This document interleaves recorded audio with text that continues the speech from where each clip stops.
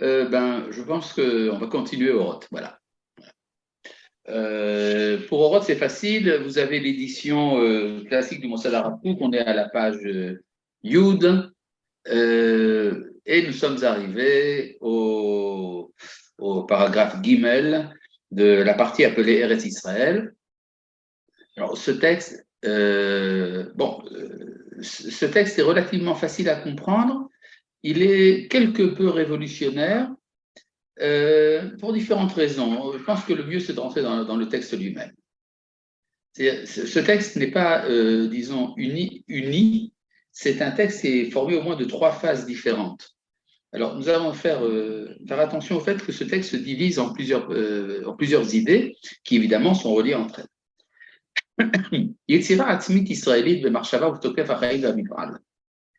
Une production, une œuvre propre à Israël dans la pensée et dans la puissance de la vie et de l'activité. Yves Charlie Israël et la Beret Israël n'est possible pour Israël qu'en Eretz Israël. Traduction en français simple, ça veut dire quelque chose d'authentiquement juif, d'authentiquement Israël plus précisément, n'est possible qu'en Eretz Israël. On peut dire que c'est normal. C'est-à-dire, il y a toujours ce qu'on appelle le fruit, le produit du terroir. Si vous faites de la littérature, par exemple, française en Australie, ça ne sera pas exactement la même chose que si vous la faites en France, par exemple. De même, la production spirituelle du peuple juif, aussi bien au niveau littéraire qu'au niveau de la culture, de la civilisation, de la puissance, enfin, tout se fait, évidemment, authentiquement en Eretz Israël. C'est intéressant de voir d'ailleurs que les principales œuvres de la bibliothèque hébraïque sont toutes originaires d'Eretz Israël. Passons d'abord par le Tanakh, la Torah, Nevim, Ketuvim. Le Tanakh, la Bible, a été écrite en Eretz Israël. De même, la loi orale, la Mishnah, a pour origine Eretz Israël, a été écrite en Eretz Israël. De même pour ce qui est du Talmud de Jérusalem, évidemment le Talmud de Babylone, non, et le Talmud, rappelez-vous, ce n'est qu'une interprétation de la Mishnah, l'œuvre fondamentale est d'Eretz Israël.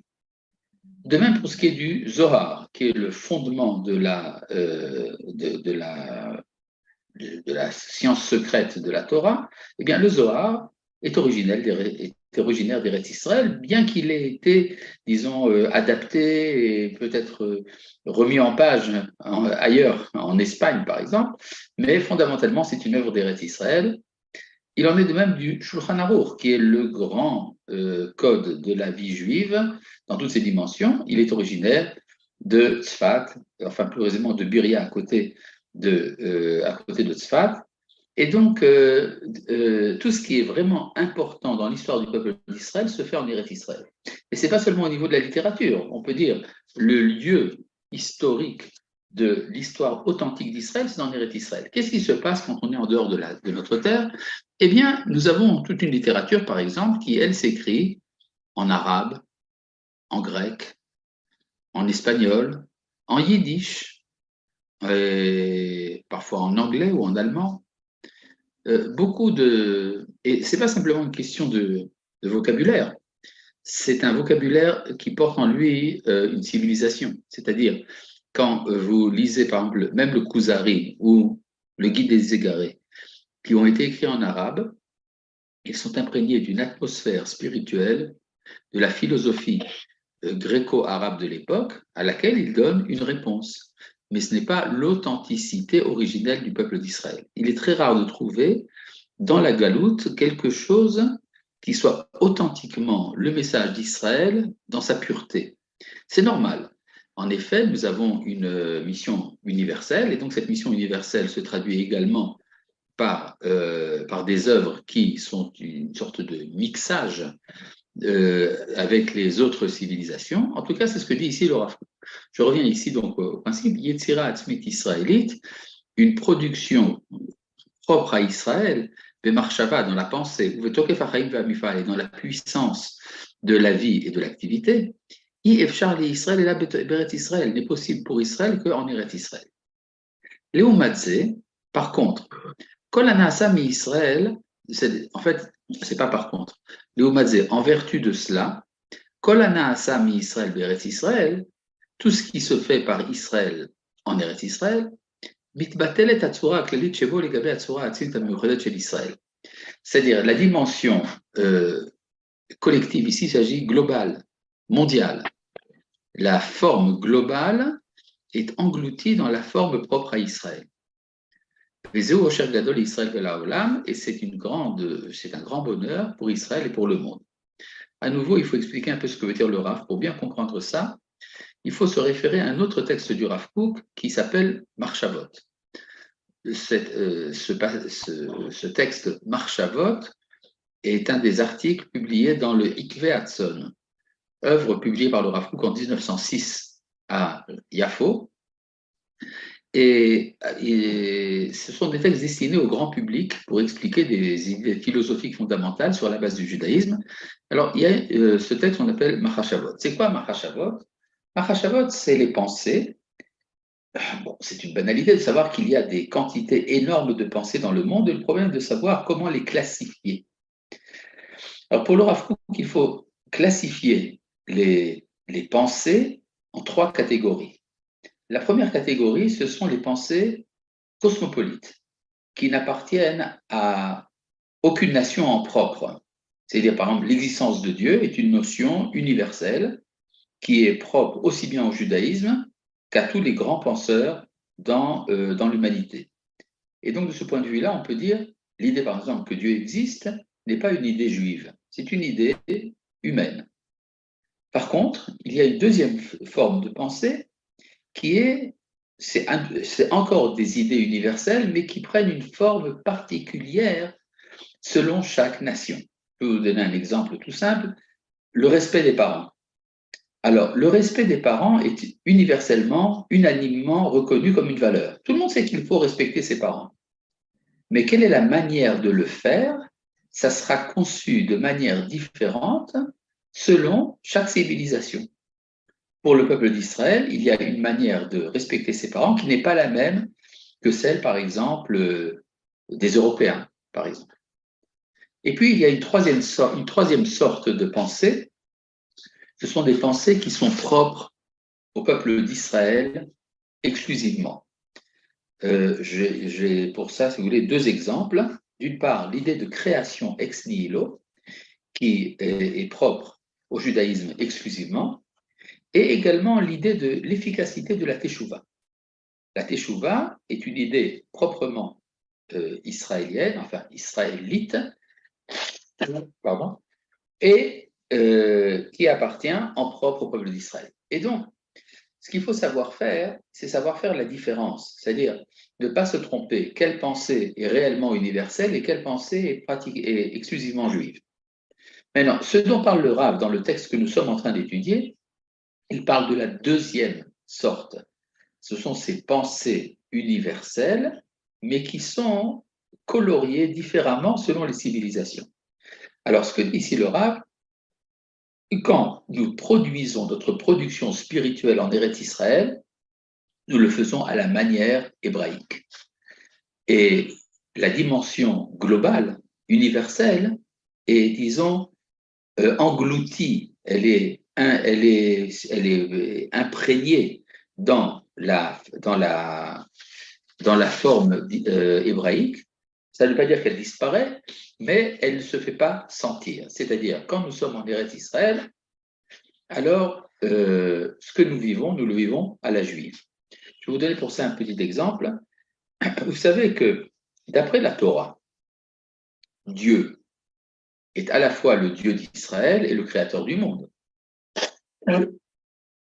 Donc, de ce point de vue-là, le Dieu des Juifs n'est autre que le Dieu de l'univers. Cependant, à l'époque biblique, les nations qui entouraient notre pays ne concevaient pas les choses de cette manière. Pour eux, Yud-Ke Vav-Ke, le tétragramme, c'est le Dieu national des Hébreux et il n'est pas conçu comme étant le dirigeant de l'histoire.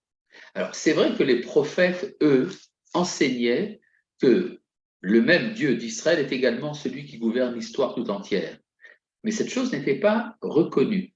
C'est exactement ce que dit ici le Rav. Kol hanaasa mi Israël beret Israël, tout ce qui est fait par Israël en Eretz Israël, mitbatel et atzura aklalit shebo, l'aspect universel qui est contenu dans ce comportement est annihilé, les gabé atzura atzit amiyuchada shel Israël, par rapport à la forme particulière à Israël. Et il rajoute, n'allez pas vous tromper, ce n'est pas un défaut, au contraire, c'est un bonheur. Vezeo Osher Gadol, c'est un grand bonheur. Les Israël, pour le peuple d'Israël, Vela Olam, et pour le monde entier. Pourquoi c'est un bonheur pour le monde entier? Parce que quand le Dieu d'Israël se manifeste dans toute sa puissance sur son peuple, sur sa terre, il y a un rayonnement universel. Et alors, il y a également la possibilité, donc, par exemple, comme au temps du roi Shlomo, d'une attirance de l'ensemble de la terre pour ce qui se passe à Jérusalem. Par exemple, l'histoire de la reine de Saba qui vient de loin parce qu'elle s'intéresse à ce qui se passe chez le roi Salomon. Maintenant, ça c'est donc la première partie. Maintenant, qu'est-ce qui se passe en Galoute? Alors, d'abord, pour la Galoute, il faut savoir que même si la Galoute, même si l'exil fait partie d'un plan général de l'histoire, de telle sorte que l'on peut dire que l'exil était quasi inévitable, il est simple, mais il est également produit par des péchés. Donc, il dit ici, donc, Achattaim shegormim galut, les péchés qui entraînent l'exil. Alors, c'est quoi un péché qui entraîne l'exil? Est-ce que c'est par exemple le fait de dire du lachon hara, de la médisance? Ou bien est-ce que c'est le fait de transgresser le Shabbat? Ou est-ce que c'est par exemple l'idolâtrie? En fait, rien de tout cela n'est vrai.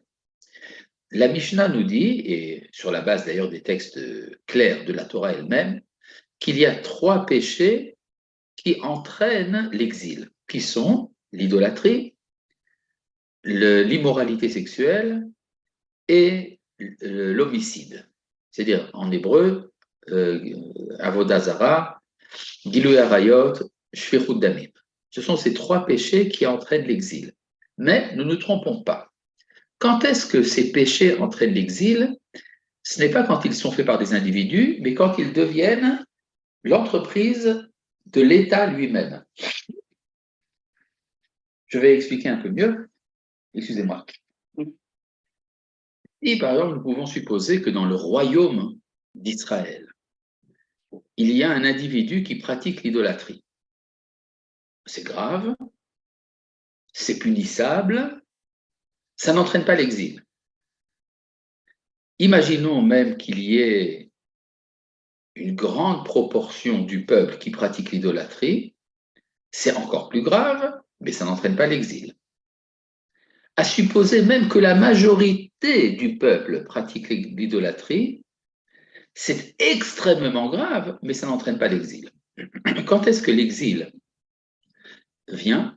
Et pourquoi ça n'entraîne pas l'exil? Pour une raison très simple, c'est que l'État, l'institution publique dans son principe, condamne l'idolâtrie, la refuse, même si elle ne fait pas son travail. Par contre, quand c'est l'État lui-même qui s'investit dans ces péchés-là, alors c'est là qu'il faut détruire l'État. C'est-à-dire, si l'État décide de consacrer le budget national à l'idolâtrie, ou à la débauche, ou à l'homicide, c'est alors que l'État lui-même devient la source du mal, et donc il n'y a pas d'autre choix que de détruire l'État à ce moment-là. Donc ce que dit ici le Rav Kook, je reviens ici au texte, Achataim shegormim galut, les péchés qui causent l'exil, hem shemedalchim et amayan atzmi, c'est eux qui souillent la source particulière. Ve'amakor mazil azalot temeot, et c'est la source elle-même donne des productions impures, et mishkan Hashem timé. Ils ont souillé le sanctuaire de Dieu. Le sanctuaire de Dieu ici, il ne s'agit pas du temple. Il s'agit du sanctuaire de Dieu, la Shekhinah, la présence divine, en tant qu'entité métaphysique. Et dans cette entité métaphysique se manifeste également dans le temple. Mais c'est tout d'abord quelque chose, on pourrait dire, la racine même d'Israël. Vient un moment où les péchés souillent, salissent, rendent impure la source même de la vitalité d'Israël. C'est ça qui est grave dans ces péchés. C'est-à-dire que le peuple d'Israël, au lieu d'être une source de valeur, de moralité, devient une source d'impureté. Alors, c'est la raison pour laquelle, parfois, il faut renoncer à l'État et partir en exil. Alors, qu'est-ce qui se passe avec toutes les valeurs qu'Israël représente? Ou comment est-ce qu'on va pouvoir s'y abreuver? Si avant, on pouvait s'abreuver au peuple d'Israël. Mais qu'est-ce qui se passe lorsqu'on ne peut plus s'abreuver au royaume d'Israël, à l'État du peuple hébraïque, à l'État hébraïque? Qu'est-ce qui se passe? C'est là que le Rav continue, Vesha Ursheha Makor. Et ici, il manque un kaf, c'est pas grave. Ursheha Makor Atzmi Amiyuchad Nishchat. Et lorsque la source essentielle, particulière à Israël, est corrompue, Mit'ala HaMekoriyut HaYesodit, c'est alors que s'élève l'originalité fondamentale, Leoto Achelek Elyon Tamtziti Shesh li Israël Biskulat Adam, jusqu'à cette part suprême et concentrée qu'Israël possède dans l'identité humaine. Vous avez compris? Bien sûr, vous avez compris, mais je vais quand même le réexpliquer. Ce que dit le Rav, c'est que lorsque nous sommes en Eretz Israël, alors les valeurs sont puisées au puits d'Israël. Lorsque nous sommes en Galoute, Israël s'élève à l'universel. C'est-à-dire que nous retrouvons notre dimension d'humanité en tant qu'humanité, indifféremment entre Israël et les nations. Par exemple, de nos jours, il a été souvent été question de ce qu'on appelle le dialogue interconfessionnel. C'est quoi le dialogue interconfessionnel? Pensez-vous que ce soit le cas dans cette période? On va voir par la suite, vous aurez une réponse à cette question. Qu'est-ce que c'est que le dialogue interconfessionnel? Alors on fait une sorte de congrès, de réunion, dans laquelle on amène un rabbin, un curé, et parfois le cardinal, un cardinal ou le pape. On amène un cadi, un moufti, on amène également un bonze, et tant d'autres représentants des spiritualités qu'il y a dans le monde. Et on se rencontre, et c'est très sympathique, il y a beaucoup de politesse, et on parle également de la paix. Et alors sort une déclaration commune de l'évêque, du pasteur, du moufti, etc., comme quoi nous condamnons l'utilisation de la religion pour la violence.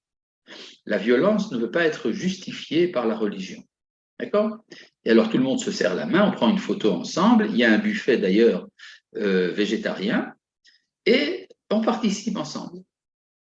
Maintenant, le problème, c'est que c'est absolument inefficace. C'est-à-dire, la violence sera décidée dans le monde non pas par les hommes de religion, mais sera décidée par les hommes de politique, par les politiciens. Enfin, c'est toujours sympathique d'avoir perdu un peu son temps à ce genre de rencontre. Mais il y a en fait un présupposé derrière tout ça. Le présupposé, c'est que de toute façon, ni l'un ni l'autre ne comprennent la divinité. Alors pourquoi s'entretuer pour une notion que nous ne comprenons pas, alors que nous sommes tous d'accord que nous ne savons pas de quoi nous parlons? C'est-à-dire, paradoxalement, le fait que le dialogue interconfessionnel soit devenu possible, c'est le fruit justement d'une diminution de la lumière divine dans le monde.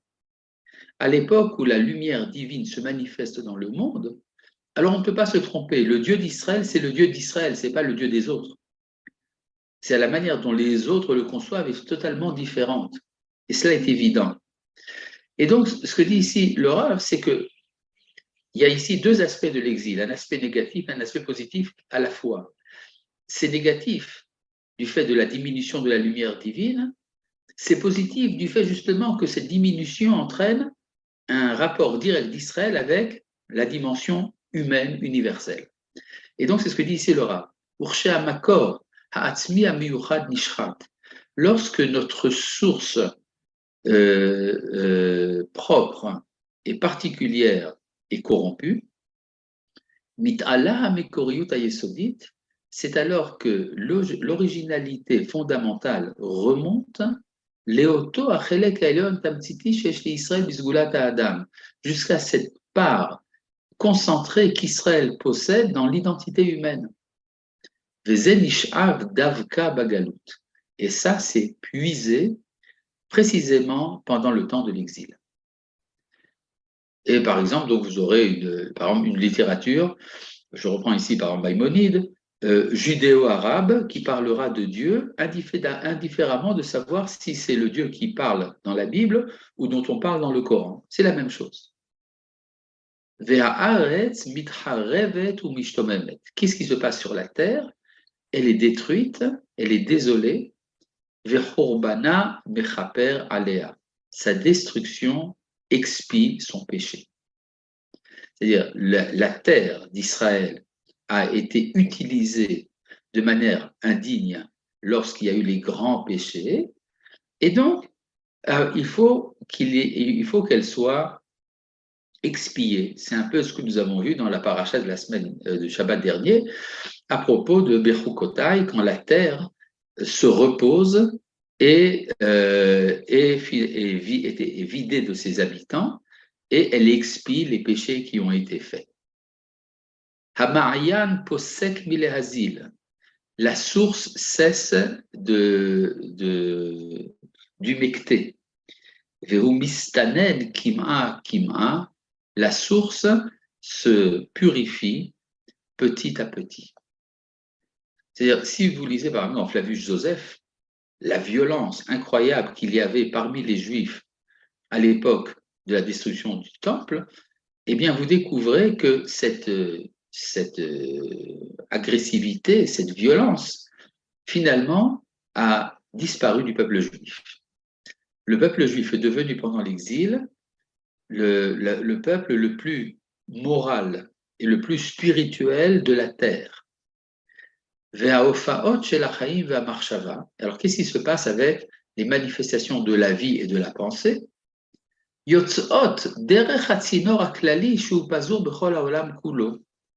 Alors, tout se passe à travers le canal général qui est dispersé dans le monde entier. Je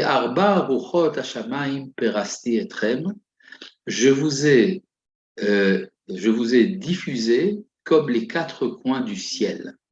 Ça veut dire quoi? Comme les quatre coins du ciel.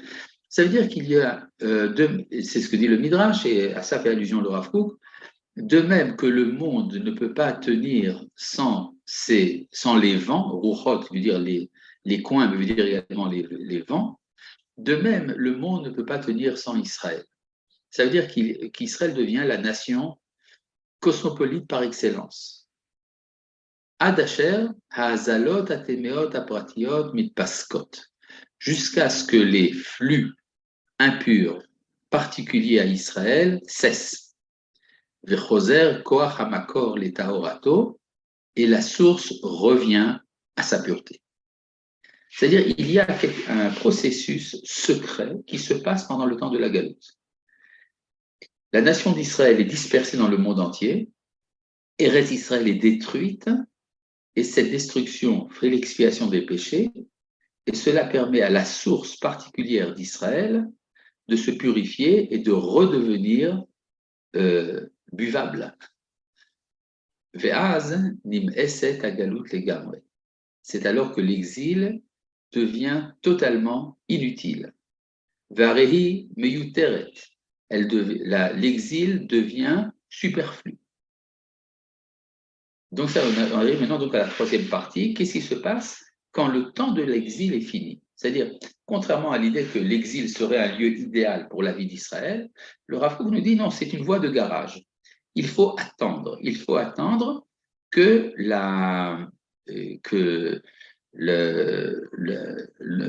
l'outre se purifie, que le tonneau de vin fasse la séparation entre la lie et le vin. Vous savez, dans pas dans un baquet, dans un tonneau, oui. Dans un tonneau, si vous mettez du vin, alors il y a de la lie. La lie est nécessaire pour que le vin reste fort et ne devienne pas aigre. Mais quand c'est mélangé, on ne peut pas boire le vin. Il faut attendre que cela tombe vers le bas. De même pour l'huile, il y a la lie de l'huile. Vous avez une bouteille d'huile, alors il faut que la lie tombe vers le bas. Et c'est exactement ce qui se passe pendant le temps de l'exil. La source de vie d'Israël a besoin de se purifier. Mais une fois que cela est fait, c'est fait. Et alors il se passe brusquement un phénomène, parfois surprenant, de retour. Il y a eu par exemple pendant très longtemps une époque où le peuple d'Israël ne pensait même pas à revenir à sa terre. Il y pensait dans ses prières, mais il n'y avait pas d'action pratique qui permettait ce retour. Ce n'est pas simplement pour des raisons techniques ou politiques, c'est quelque chose de beaucoup plus profond. Il y avait un sentiment diffus que le temps de l'exil n'était pas encore passé. L'action de l'exil était nécessaire. Mais une fois que cette action est faite, eh bien l'exil devient superflu. Et alors c'est le moment pour Israël de revenir à sa terre et de remplir enfin la fonction pour laquelle il est élu, qui est celle d'illuminer le monde à partir de Jérusalem. Alors c'est ce que dit ici le Rav, Vehaora Klalit, et la lumière, la luminescence générale, globale, c'est-à-dire universelle, חוזרת היא להיות נובעת מהמעיין העצמי הפרטי בכל חילוק. Revient, renouvelle son rayonnement à partir de la source particulière dans toute sa puissance. ואורו של משיח המקבץ נידחים מתחיל להופיע. Et la lumière messianique qui rassemble les exilés commence à apparaître. Alors effectivement, on voit que des processus de ce genre ont commencé à se faire, on peut dire à partir du XIIIe siècle.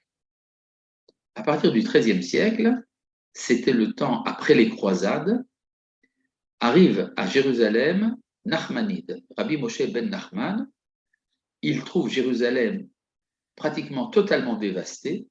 La ville est presque entièrement vide après les croisades, après les incursions des Mongols et des Tartares. Et il s'installe à Jérusalem, dans laquelle il trouve seulement 3 familles juives, en tout et pour tout. Et ces 3 familles juives, avec lesquelles il va fonder une communauté dans sa synagogue. La synagogue, d'ailleurs, était un lieu vide. C'était une ancienne maison dans laquelle il y avait quelques colonnes byzantines, et dont il va faire la synagogue du Ramban, qui aujourd'hui a été découverte en vieille ville. Elle est dans le sous-sol de la Khourva. Et à partir de là, va commencer un flux ininterrompu de retour. Alors, ça va prendre très longtemps, ça va devenir de plus en plus puissant avec, lorsque les Mameluks seront chassés d'Eretz Israël par les Ottomans. Lorsque viennent les Ottomans, c'est juste après l'exil d'Espagne. Les Juifs arrivent en quantité importante en Galilée et à Jérusalem. Et c'est là qu'on va commencer une alia importante. Cette alia importante va attirer essentiellement des exilés d'Espagne, mais également des Juifs ashkénazes. Au XIXe siècle, c'est là que le mouvement va devenir de plus en plus fort. Il va y avoir des consuls qui arrivent à Jérusalem des différentes puissances. Ça commence par l'Angleterre, et puis la France, et l'Autriche. Et puis, dans la deuxième partie du XIXe siècle, c'est là qu'apparaît le mouvement des Chovevet Sion, les amants de Sion, puis le sionisme politique avec Herzl, puis finalement la déclaration Balfour au XXe siècle, qui va devenir le mandat britannique et qui va donner l'État d'Israël. Donc, si on voit très rapidement comment ça se passe, il y a un temps où la galoute est ressentie comme étant superflue, c'est le moment du retour. C'est intéressant de voir que ça a pris une ampleur particulière à partir de la conquête d'Eretz Israël, très rapide d'ailleurs, par Napoléon, qui finalement a été chassé. Mais Napoléon arrive en Eretz Israël, il lance un message aux Juifs du monde entier de revenir à leur terre. assez intéressant de voir qu'il appelle, dans le message, il appelle les Juifs des contrées d'Orient et d'Occident, c'est-à-dire d'Orient au Proche-Orient, d'Occident en Afrique du Nord, à revenir à leur terre, et il appelle pour cela les Juifs de la République française, à l'époque il était envoyé par la République, à aider à cela. C'est-à-dire pour lui, les Juifs d'Europe doivent s'assimiler, ils doivent devenir des Français de confession israélite, mais à part ça, il faut aider les séfarades à venir en Eretz Israël.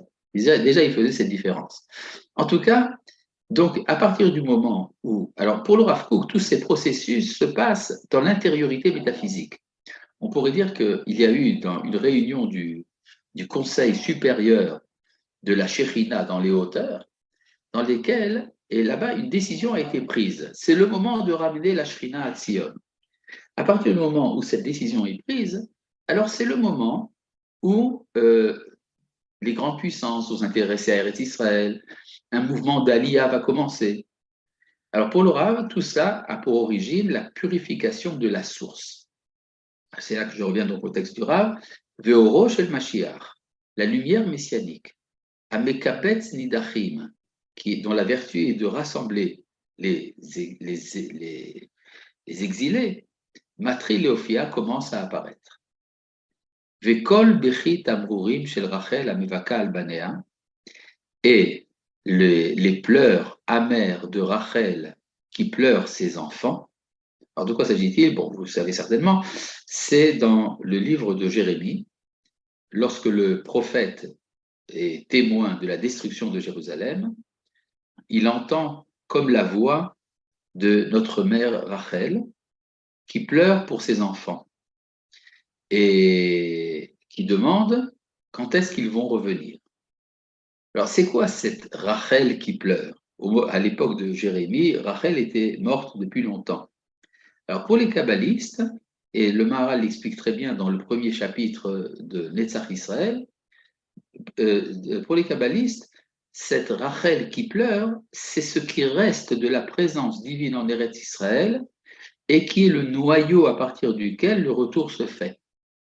Ça s'appelle également dans la Kabbalah Nekudat Tzion, le point de Sion, qui est cette dernière chaleur encore présente sur le résidu, sur les ruines de Jérusalem, et qui est la force de ramener les enfants. Je vais vous raconter à ce propos une petite anecdote intéressante qui concerne Max Nordau. Max Nordau, comme vous le savez, était l'adjoint de Herzl dans la direction de l'Organisation sioniste mondiale. Et comment est-ce que Max Nordau, qui était médecin, est devenu sioniste? Rappelez-vous que Max Nordau était un juif extrêmement assimilé, très loin de ses sources juives, bien que dans son enfance il ait été religieux, et qui raconte qu'un jour il reçoit dans son cabinet médical une petite fille juive, et qui c'était à Vienne. À l'époque, l'éducation juive était presque inexistante à Vienne, et cette petite fille juive étudiait dans une école juive. Alors Max Nordau s'intéresse, il dit: qu'est-ce que vous avez appris aujourd'hui à l'école? Et alors la petite fille juive répond à Max Nordau: nous avons appris, c'est comme ça qu'il dit ça, la légende de Rachel qui pleure pour que ses enfants reviennent. Alors Max Nordau dit: quand j'ai entendu ça, je me suis dit que si après plusieurs milliers d'années, des enfants juifs continuent à parler de cet espoir du retour, ça veut dire que le sionisme est possible. Le projet du sionisme est possible, et c'est comme ça qu'il a accepté de s'associer à l'entreprise de Théodore Herzl. Donc on voit à quel point parfois une prophétie prononcée il y a 2600 ans, 2700 ans, a le pouvoir de devenir un pôle d'attraction qui ramène les enfants d'Israël. Alors c'est ce que dit ici le Rav, au moment où cette lumière messianique apparaît, c'est alors que la voix des pleurs amers de Rachel qui pleure ses enfants, mitmatek, c'est alors que cette voix s'adoucit. Al-Yedé Shif'at Tanchumim, par un flux de consolation, Shel, selon le verset qui vient après, Min'i kolech mi bechi. Cesse donc de pleurer, que tes yeux ne pleurent plus, Ve'enaich midima, que tes yeux ne donnent plus de larmes, Ki yesh sachar lifou la terre, car il y a un salaire à ton action. Neum Hashem, parole de l'Éternel. Veshavu, Me'eretz Soyev, ils reviendront du pays de leur ennemi. Veyesh tikva lachariter, il y a un espoir dans ton achèvement, dans ton arrivée. Neum Hashem, parole de l'Éternel. Veshavu banim ligdulam, et alors les enfants reviendront à leur territoire. Alors maintenant, qu'est-ce qui se passe quand le sionisme commence à se réaliser? Alors, pour comprendre la phrase que nous n'avons pas encore lue, je voudrais rappeler ici une critique faite contre le sionisme par des juifs intelligents. J'entends par là Hermann Cohen. Hermann Cohen, grand philosophe de la fin du 19e siècle et du début du 20e, juif allemand, s'était rapproché graduellement du judaïsme. C'est-à-dire, de plus en plus, il accomplissait les mitzvot, il avait une identité religieuse assez forte, bien que n'étant pas totalement dans l'orthodoxie. Mais en ce qui nous concerne, ce qui est intéressant, c'est que Hermann Cohen, qui était un personnage très important et qui a même influencé de manière notable la pensée du Rav Kook lui-même, était opposé au sionisme. Et la raison de son opposition au sionisme, c'était qu'il disait, si les Juifs commencent à s'occuper de leur nationalisme, ils vont oublier leur rôle universel. On raconte même qu'un jour, quelqu'un a demandé à Hermann Cohen, qu'est-ce que tu as contre les pionniers en Palestine? Alors il a répondu en fronçant les sourcils, comment ces gens-là veulent être heureux? C'est-à-dire comme si être heureux était contraire à la mission universelle du judaïsme. Alors, ce à quoi répond le Rav Kook, non, non, c'est que tu n'as rien compris, toi, Hermann Cohen. En fait, c'est la mission universelle d'Israël se réalisera à travers cette dimension particulière. Et alors là, il nous amène ici un texte de la Gemara auquel il fait allusion. Je lis ici le texte. V'itzirat hachaim hamiyuchadim, et la production de vie particulière, c'est-à-dire nationaliste. Bechol meoram vechativiutam, dans toute leur illumination et leur organisme, hamiyuchada particulière. Revouya betal haosher aklali shel adam agadol ba'anakim, imprégné de la rosée, de la riche rosée collective de l'homme le plus grand parmi les géants, Birkat Abraham, la bénédiction d'Abraham. En effet, si nous rappelons de quels sont les fondements de l'identité d'Hébraïque et des identités hébraïques, nous avons les patriarches, Abraham, Isaac et Yaakov. Or, Abraham n'est pas n'importe qui, c'est un personnage qui a une vocation universelle dès le départ. Au moment de l'élection d'Abraham, la Torah nous dit « Venivrechu becha kol mishpechot ha'adama » par toi seront bénies toutes les nations de la terre, toutes les familles de la terre. Cela veut dire qu'en fait, l'élection du peuple d'Israël parmi les nations a une portée universelle, non pas tardivement, mais à son origine. Au moment où Dieu a élu Abraham, c'est le moment où il pense dès le départ, il donne comme mission dès le départ d'être une bénédiction pour toutes les familles de la terre. Alors ce que dit ici donc le Rav Kook, c'est que justement grâce à ce retour, la mission de cet homme cosmopolite qui était Abraham, elle revient précisément à travers ce retour pour se manifester. La mission universelle se manifeste à travers le retour. Vous connaissez le titre du livre important d'Abraham Livni, Le retour d'Israël et l'espérance du monde. C'est ce retour qui devient l'espérance du monde. Alors là, ici, une petite citation de la Gemara qu'il va falloir expliquer. Veheye beracha, becha chotmim. Soit bénédiction, cela veut dire qu'on finit par toi. Alors, de quoi s'agit-il? C'est une analyse faite par la Gemara des paroles adressées à Abraham dès le départ, quand il est dit va gadela, va varecha, je te bénirai. Et ça veut dire quoi, je te bénirai? C'est qu'on dit dans la bénédiction Elohé Abraham. Après, il dit va gadela shemecha, j'agrandirai ton nom. C'est quand on dit Elohé Yitzhak. Et puis après, il y a aussi une autre parole, j'ai oublié là, quand on dit Elohé Yaakov. Attendez, je vais vous dire le texte précisément, j'amène ici le Chumash. Voilà. Vous avez donc ici le Chumash. Quand il est dit, voilà, Ve'esra legoy gadol, je ferai de toi une grande nation, c'est quand on dit Elohé Abraham. Va'avarechecha, et je te bénirai, c'est quand on dit Elohé Yitzhak, Dieu d'Isaac.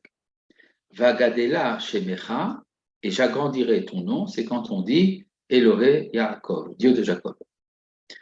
Alors, la Gemara nous fait comprendre que lorsqu'Abraham a entendu qu'on disait Dieu d'Abraham, il était tout content. Mais quand il a entendu que la suite était Dieu d'Yitzhak et Dieu de Yaakov, il a commencé à faire des grimaces. Pourquoi? Parce qu'il s'est dit, comment, moi, mon projet à moi, qui concerne l'humanité toute entière, va se réduire à un projet purement national? Alors, le texte continue, Veheye beracha, et toi, tu es bénédiction. Ce qui veut dire, Becha Kotmim, c'est par toi qu'on finit, puisqu'on dit Magen Abraham, bouclier d'Abraham.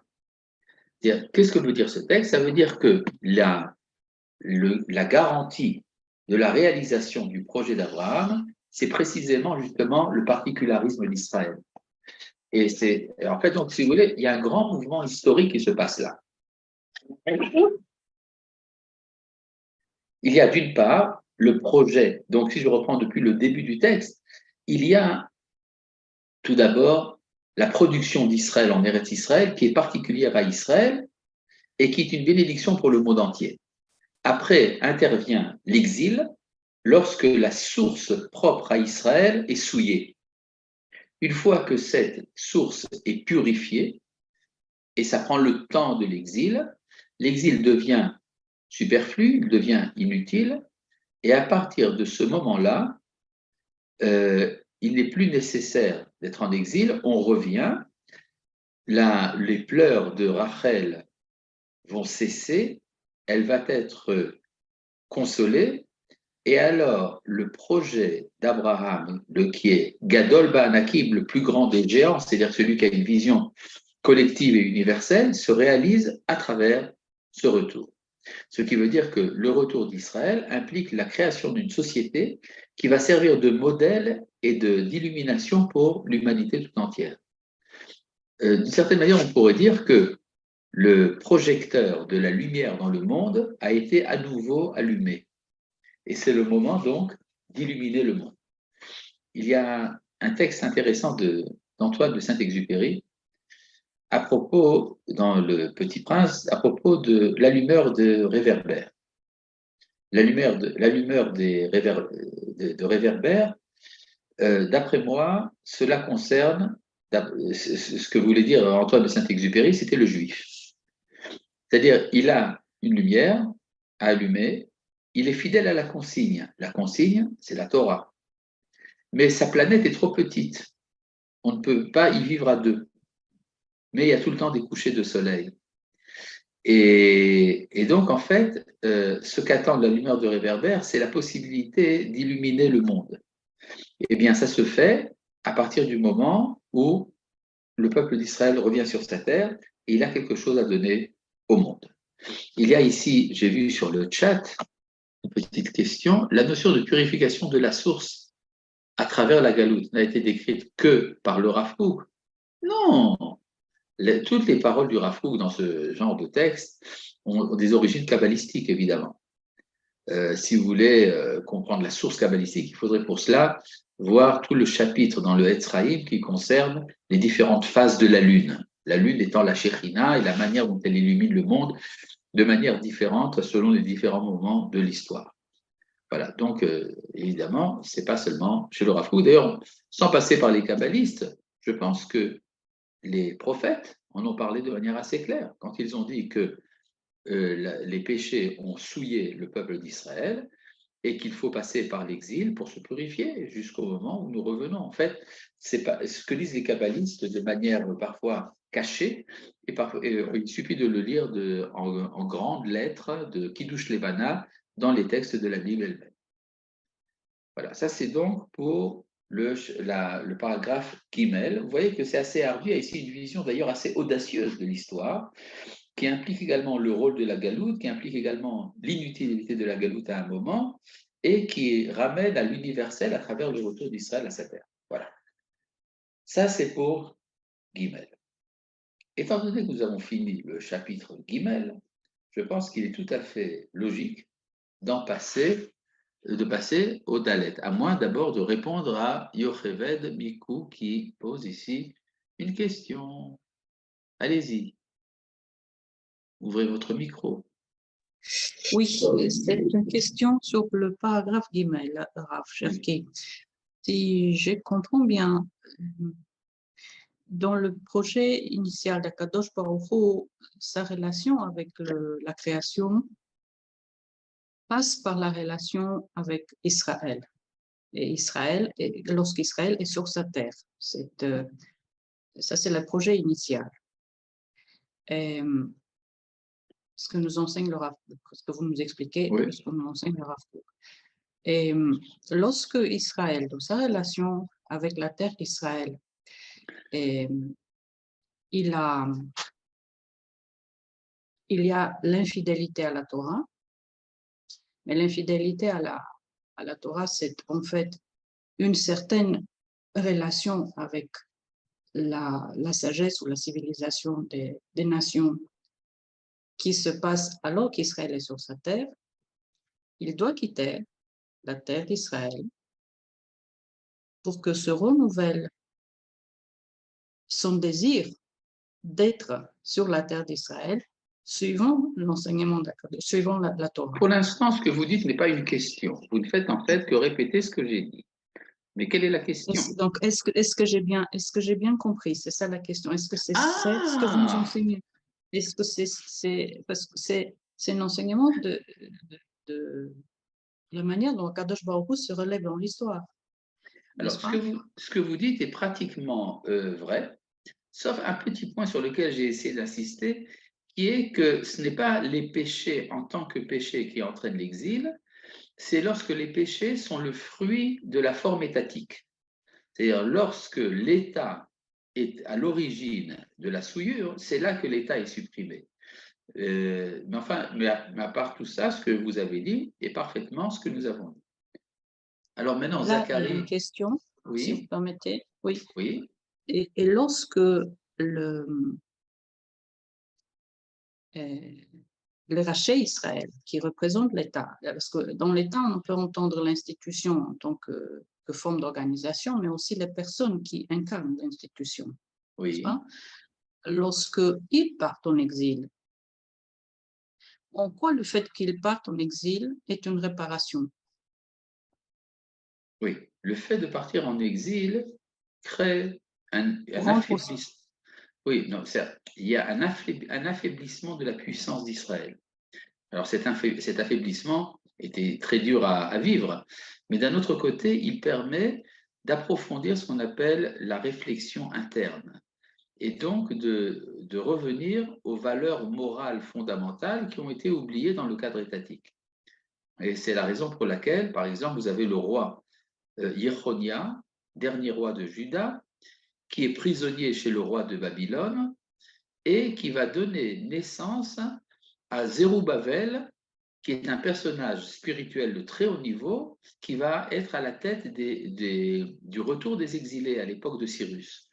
Et donc, ça veut dire qu'il y a un processus de purification qui passe justement par l'amoindrissement de la force.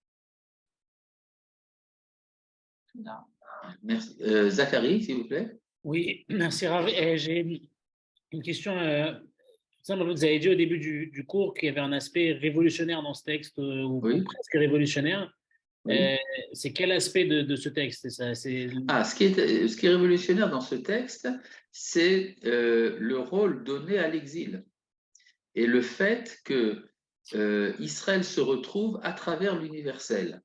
Il y a une sorte de justification a posteriori du cosmopolitisme juif, mais en tout cas pour un certain temps de l'histoire. On ne trouve pas ailleurs du tout dans d'autres textes auparavant? Non, pas tellement, pas tellement. On pourrait dire même presque que ça risque de remettre en question le particularisme d'Israël. C'est en ça que c'est révolutionnaire. Mais comme je l'ai expliqué, je pense que j'ai évité les embûches éventuelles. Alors, Félicia. Oui, merci beaucoup pour ce cours incroyable. Nous étions accusés comme juifs en Pologne de cosmopolitisme. Oui. Là où je suis née, nous étions très accusés de ce cosmopolitisme, de vouloir réparer le monde. Oui, bien sûr. Et comme quoi, je n'ai pas pu parler avec mon père, qui a, après le chassidisme, a épousé cette idée de communisme et de socialisme. Malheureusement, c'est comme ça. Mais ma question est, est-ce que le Rav Kook a pu pressentir la catastrophe qui nous a touchés? Bon. Est-ce que cette galoute qui nous a poussés jusqu'à anéantir une si grande partie de notre peuple, comment on se... Disons, c'est ma question tout le temps, nous nous relevons tous les jours. Je me relève tous les jours. La force de vie que j'épuise de ceux qui sont plus là. Ils m'ont donné un chemin, ils m'ont donné la voie. Mais cette question, comment il aurait pu interpréter ce qui nous est arrivé? Oui, je comprends. C'est-à-dire, d'abord, ce que votre témoignage... Oui, votre témoignage d'ailleurs est très touchant, sinon bouleversant. Il y a des textes du Rav Kook dans lesquels il pressent une catastrophe qui risque de s'appesantir. Il en a parlé dans quelques textes assez épars, mais enfin il en a parlé quand même. Alors, le problème de savoir comment est-ce que le Rav Kook aurait transformé son enseignement après la Shoah. Difficile à savoir étant donné qu'il a disparu avant la Shoah. J'ai participé récemment à un colloque autour de la comparaison entre le Rav Kook et le poète Paul Celan. Paul Celan, oui, qui était un juif assimilé d'ailleurs, qui écrivait en allemand et dont toute l'œuvre très profonde est imprégnée justement de la Shoah, et qui finalement, tragiquement, a fini sa vie en 1969 à Paris. Et on pourrait dire qu'il y a dans la pensée du Rav Kook, qui est une lumière, un appel à l'ombre. C'est-à-dire, si vous illuminez un endroit, et immédiatement, ça va causer également une sorte d'obscurcissement. Et on peut dire qu'il est consécutif à la lumière elle-même. Et bien que nous n'ayons pas, disons, de réponse historique, étant donné que le Rav Kook est mort avant la Shoah, on peut se dire que pour nous, la Shoah complète justement, nous donne la dimension tragique de ce que cette lumière amène dans le monde. La lumière donc, du retour d'Israël, avec tout ce que ça implique au niveau métaphysique, implique également les zones d'ombre dont, Baruch Hashem, nous sommes en train de nous relever. Elles sont ineffaçables, évidemment, mais nous sommes en train de nous en relever. C'est pour ça que je réponds maintenant donc à la question si la purification est terminée ou pas. Évidemment, nous avons fini la purification. Nous sommes en période de convalescence et de retrouvailles avec notre vigueur antique. Merci. David? Alors, le texte a été compilé en Israël, mais il a été écrit à l'étranger, non? Le livre de Oroth. Ça dépend, il y a un peu de tout. Pour la plupart des textes ici, sont postérieures à la Aliyah du Rav Kook. Maintenant, une grande partie a été écrite lors du deuxième exil du Rav, c'est-à-dire que lorsque le Rav Kook, à cause de la Première Guerre mondiale, a dû s'exiler. Il était en Suisse et puis après à Londres, et une grande partie de cette œuvre est faite là-bas. Après, il y a également des textes qui sont postérieurs à la deuxième Aliyah du Rav Kook, lorsqu'il revient pour devenir le grand abbat de Jérusalem et de Eretz Israël en général. En fait, si vous voulez savoir quand est-ce que ces textes sont écrits, il faut toujours trouver leur source dans le Shmona Kvatzim. À la fin du Shmona Kvatzim, il y a une liste des textes, également de leur datation. Il y avait encore une question, je crois. Non, il n'y avait pas d'autres questions? Pas possible. Ah bon? Le chat, Rav, dans le chat. Non, tout à l'heure, j'ai vu qu'il y avait encore 2 personnes qui voulaient poser la question. Bon, ben si c'est comme ça. Donc, Ah, il y a une question dans le chat. Ah, une question au chat? Ah, mais elle m'a Non. été envoyée à moi, pardon. La période d'esclavagisme en Égypte a été aussi une période de purification comme celle de l'exil, et donc l'universalité du judaïsme auprès des nations passe par les lois noachides, point d'interrogation, seulement, point d'interrogation. Alors, il y a ici 2 éléments dans la question. Le premier élément, c'est que, effectivement, à chaque fois, Israël passe par une expérience d'esclavage ou une expérience de servitude. Ça s'est passé 3 fois dans l'histoire, l'Égypte, Babylone et Rome. Ça se manifeste à travers 4 empires qui sont Babylone, les Grecs, Babylone, la Perse, les Grecs et Rome, avec tout ce que ça implique de la civilisation occidentale jusqu'à nos jours. Et à travers ces filtres, on peut dire que ce sont des filtres qui purifient notre contenu, c'est alors que nous revenons. Ça, c'est le premier point. Le deuxième point est de savoir, est-ce que ce message est uniquement les 7 lois noachides? Absolument pas. Les lois noachides sont on pourrait dire, une sorte de condition minimum. C'est-à-dire, pour pouvoir entretenir un dialogue positif et riche avec le peuple d'Israël, il faut d'abord passer par l'accomplissement des lois noachides, qui sont le minimum de la moralité humaine. Évidemment, si on veut parler d'un contenu spirituel et moral beaucoup plus développé, alors ça passe par tout un Shulchan Aruch et tout un livre de prière. Je pense que vous savez certainement que j'ai écrit un Shulchan Aruch, un code de loi juive destiné aux nations qui s'appelle Berit Shalom, et également un livre de prière, un rituel avec toutes les différentes phases de la vie qui s'appelle Berit Olam. Tous les 2 sont publiés d'ailleurs par l'organisation Brit Olam, et je rappelle que le Shulchan Aruch en question a été traduit jusqu'à ce jour en 17 langues différentes. On n'a pas fini, il y a beaucoup plus de langues dans le monde que ça, mais on a commencé donc par ces 17 langues. Pour ce qui est du rituel de prière, il a été traduit en 7 langues, ce qui est quand même assez remarquable. Mais nous n'en sommes qu'au début du processus. Voilà. Voilà. Je crois que nous avons à peu près fait le tour des questions. Et donc, je vais renoncer à l'étude du paragraphe Dalet, étant donné que nous sommes arrivés à la fin de notre étude du dimanche. Voilà. Shalom. À bientôt. Shalom, shalom.